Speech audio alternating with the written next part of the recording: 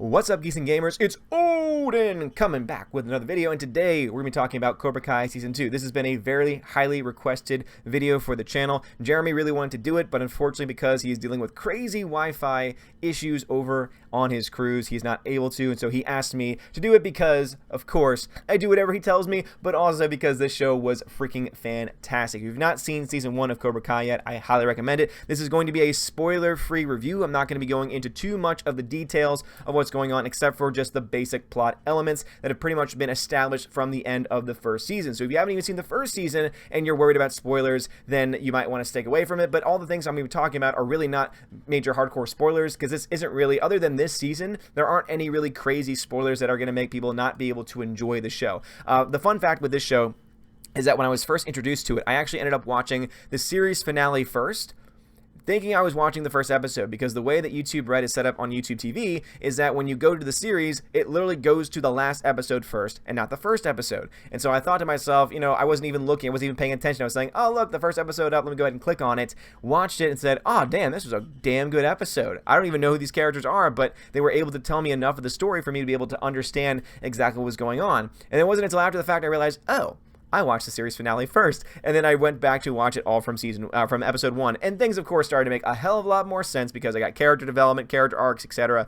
And even then though, I was able to enjoy the show even watching that series finale. This season picks up with the events of season 1 leave off, where basically you have Daniel from the 1980s original movie, who's been in the show for the for the first season as well. Ralph Macchio playing his own, or opening up his own gym, opening up his own dojo. The Miyagi-Do is what he calls it, and you see this entire season is basically Miyagi-Do versus Cobra Kai. And it's really cool to see the interactions of all the characters. Obviously, to see, you know, Daniel's son back on screen going toe-to-toe in this situation, having very reminiscent of the old school movies where you had the Miyagi-Do also versus Cobra Kai. But now, of course, it's in the modern day times. You have different people running the show, and it's really cool to see all of these things and all of these elements come into play. Everything about this show is fantastic. The writing for this show is really good. There's been a major complaint, and that's why you can see we're currently on Metacritic right now, and the overall Metacritic score is 66 from the critics, and the user score is around a 7.5 out of 10. And the reason why many people are being a little bit more harsh on this show than on any of the other shows is because a lot of people did not like the fact that they went way too high school with their emotions. They focus on a lot of the high school drama going on. But the reason why I like that is because, well, there are high school students in this show. And so what I saw, you know, many people are, you know, critiquing as high school drama. I said, well, of course you would have high school drama because there are high school students. And even though everything is in a hyper-realized world where things obviously that play out on screen probably wouldn't happen in real life, because the show is set up the way it is and because they present everything the way that they do, you're able to suspend your disbelief for just a few minutes, and you're able to actually be able to accept everything that they present in front of you. They set certain rules and they follow them, which is always something that is good to have. And so even though there is this sense of, I guess you could say, drama throughout, and if you don't like high school drama in general, there might be parts that you don't like of the series. All I can say though is that any issue that anyone has is all made up with the final episode. There is probably one of the best fight sequences I've ever seen in television. I actually compare this sequence to the hallway sequence from Daredevil Season 1. Now, am I saying that the fighting is better? Am I saying that the choreography is better? Not necessarily. But what I am saying is that the kick-assery of this scene is on par with it, to the point where, just like when I saw that first scene, that big fight scene in Season 1 of Daredevil, I was, again, on the edge of my seat, because once it starts going, and it goes on for a good 10 to 15 minutes. That's how long this fight sequence is, and it all takes place in a high school. As I was saying, there's all this high school drama going on, but it's all worth it because it all culminates into this gigantic fight. And the fight itself is awesome, with a really cool ending as well. Obviously, I'm not going to spoil it for anyone that has not seen it yet. I recommend it though, because it is definitely a huge ending. They've confirmed that Cobra Kai is coming back for Season 3, and they kind of have to with the way they leave off this season. But they also leave open the opportunity, just like Season 1 did, for more people to be brought into this universe as well from the originals. And I think that that's going to cause for a lot of just really cool callbacks in Season 3,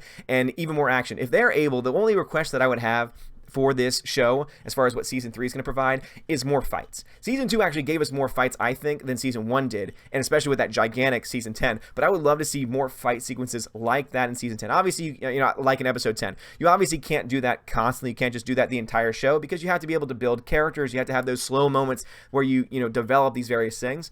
However, what I will say is that having more fight sequences throughout and not just the one big one at the very end, I think could definitely help Season 3 kind of push along a little bit more.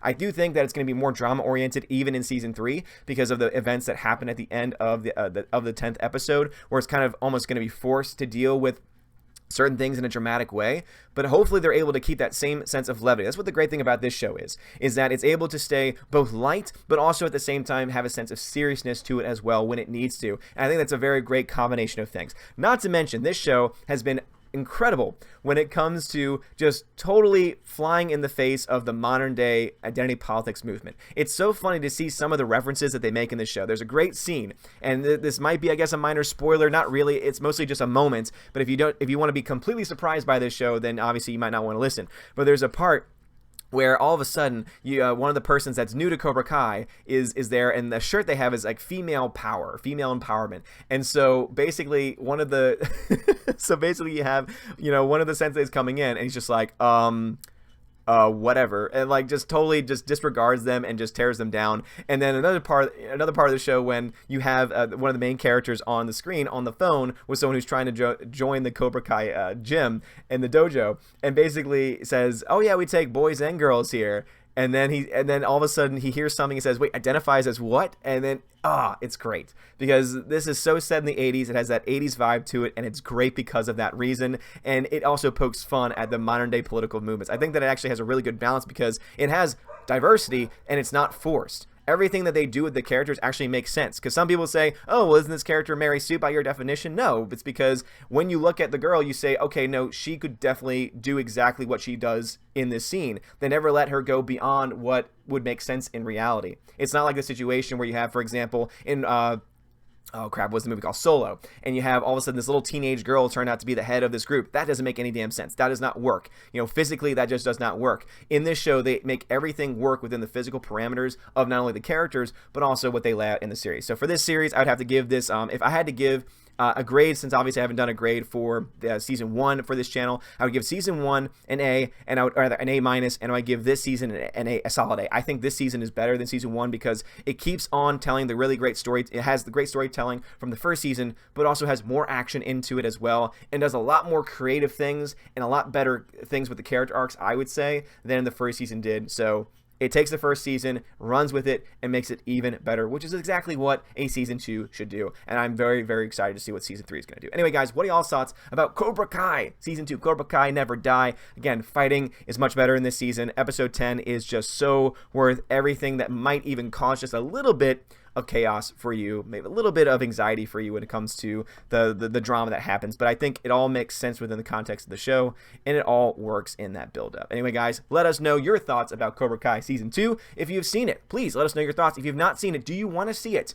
It is available on YouTube Red. So if you do want to see this for yourself, you do have to have a YouTube Red subscription. Also, if you have YouTube TV, you have access to YouTube Red content. And YouTube has announced that later on this year, they're going to make all of their content, all of their YouTube Red content, available to the public. But of course, they're going to have ads playing throughout. I don't know exactly when that's going live, but YouTube has recently announced that. So if you want to wait until then, you will have the ability to see that. Obviously, there's other ways you can watch the show as well, but I will not promote them here. Anyway, thanks you so much for watching. Have a wonderful day. Subscribe to us if you have not done so already. Smash the like button. Also, go check me out over on Odin's movie blog, where I have a different review for Cobra Kai. So if you want to see my different thoughts on how they may have changed since the last time I reviewed this show, go check them out over there. You guys are amazing. Thanks for the support. Have a wonderful day, and as always, God bless.